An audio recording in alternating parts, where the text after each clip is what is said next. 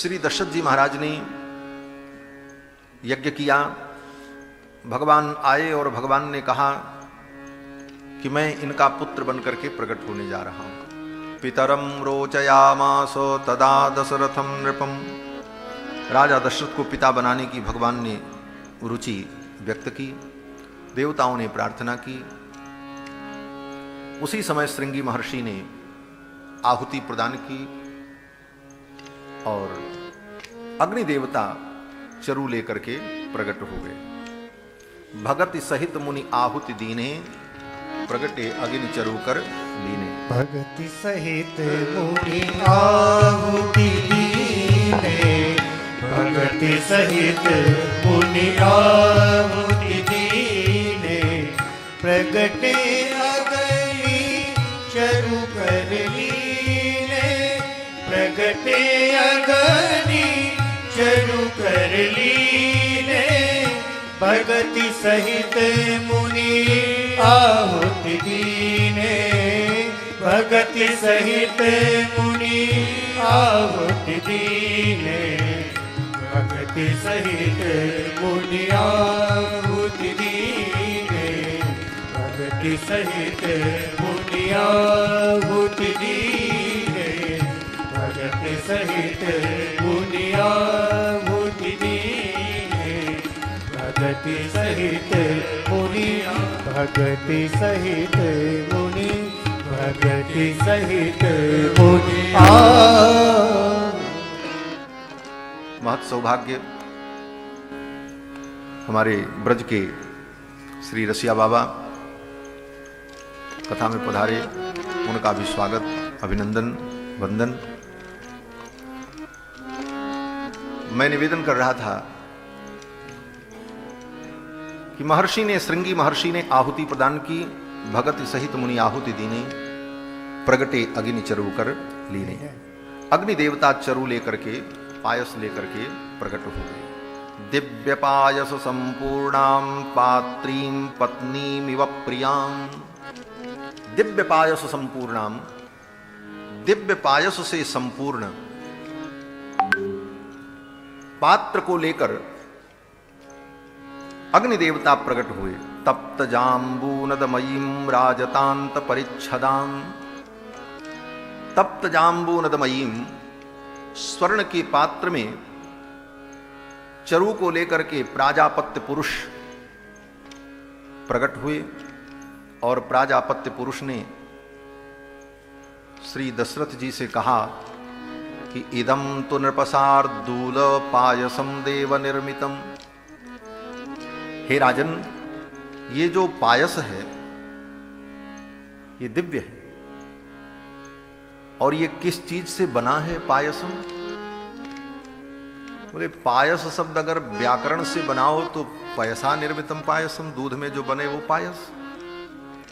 लेकिन अग्नि देवता कहते हैं इदम तु नृपशार्दूल पायसम देव निर्मितम। ये दूध से नहीं बना है, ये चीनी से नहीं बना है, ये चावल शक्कर से नहीं बना है। बोले तब देव निर्मितम, स्वयं देवाधिदेव भगवान ही पायस बन गए हैं। देव निर्मितम, देवता अर्थात भगवान परम दिव्य परमात्मा, अखिल कोटि ब्रह्मांड नायक परमात्मा ही पायस बन गए हैं। ये किसी वस्तु से निर्मित नहीं है, अपितु स्वयं भगवान ही पायस बन गए हैं। देव निर्मितम प्रजाकरम गृहाणत्वम धन्यमारोग्यवर्धनम।